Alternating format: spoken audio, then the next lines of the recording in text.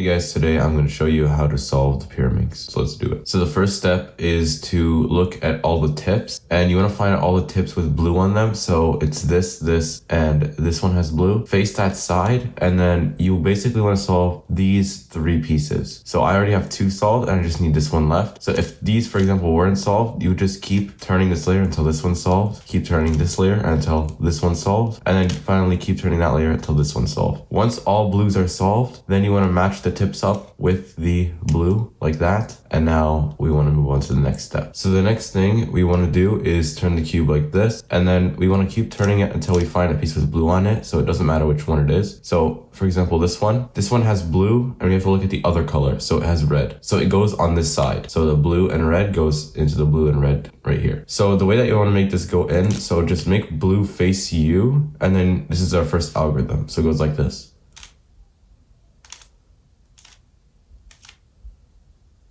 And for example, if it was over here, then you would just keep doing it until it's solved. So as an example, so if green was over here, I want to do green. I can just keep repeating this algorithm. So it'll take 2 times until it's solved. So sometimes you have to do it once, sometimes you have to do it twice. So you just want to do that for all of them. So you need to recognize that one was green. So it goes between green and blue like that. And then this is the last one, yellow and blue. It's on the left, and you just keep repeating this algorithm,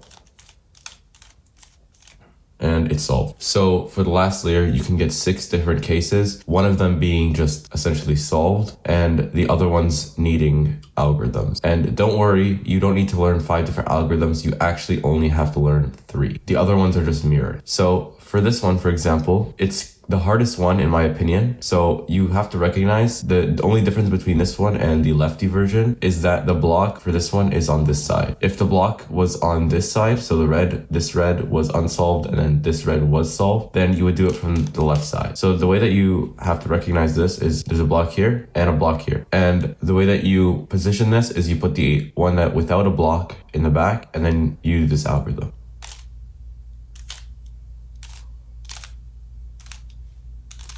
So that's the right alg, and then there's one for the left as well. So the lefty one looks like this, the same, but the block is solved like this and then like this. So you just do the same alg, but from the left side, and then it's solved like that. The next 2 cases look like this. They're pretty simple. It's just like the edges are solved, and then like this. I don't know how else to describe it. It just looks like this. The way that you can tell these 2 apart is if you turn the top this way, and you'll see that it is solved this way when the corners are solved, then that's how you know it's a lefty. So the alg that you would solve this with goes like this.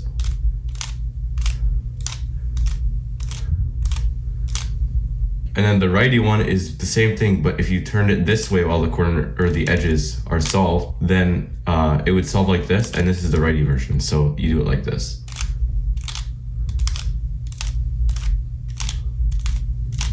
And now this is the last case, and it's pretty independent from all the other ones. It's very simple though. So it's just a 2 flip essentially. So this one is solved and just 2 need to swap. The way that you do this is the alg in the beginning to solve like these parts. So you just do this.